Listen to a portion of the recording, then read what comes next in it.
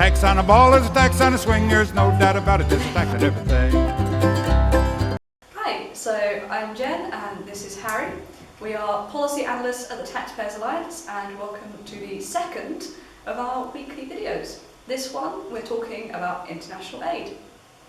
So this week we published a new report on international aid, some spending by something called the European Development Fund, and my colleague Harry looked into this and is here to tell us all about it. So Harry, what did you actually do?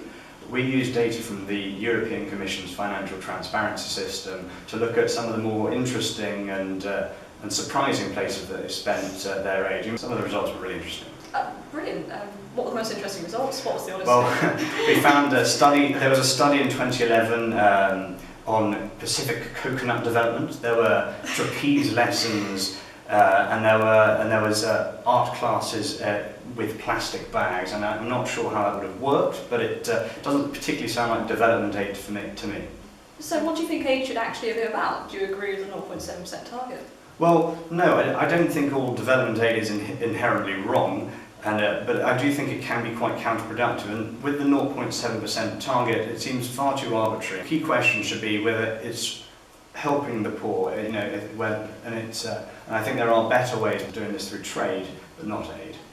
Yeah, and so DFID last year, was it £1,000 a day they were spending on consultants because they just had to get that extra billion out and they didn't know where to spend it on? Well, this is another problem. If GNI is reviewed and suddenly the DFID has to hit another target, it means they have to quickly push out a lot more money.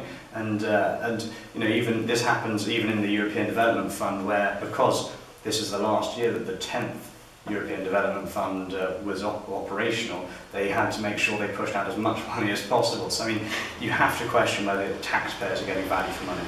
So, although all the things in the research was really interesting, it was also presented in a new way.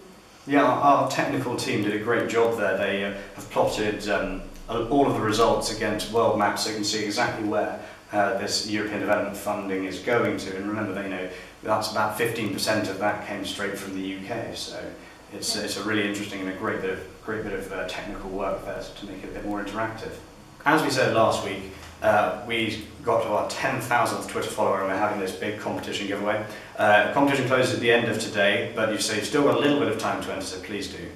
And our friends upstairs at Big Brother Watch have done something that may really interest you guys. A lot of you want to get some information off government. A great way of doing that is through the Freedom of Information Act, and they have written some lovely fact sheets, one of which is about the Freedom of Information Act, so they're really good to have a look at. Well, thank you very much for watching. If you've got any stories, information, or just like to get in touch, please do email us at info@taxpayersalliance.com.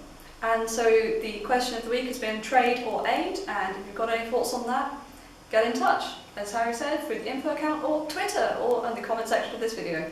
That's it from me, that's it from Harry, and we'll see you again next week.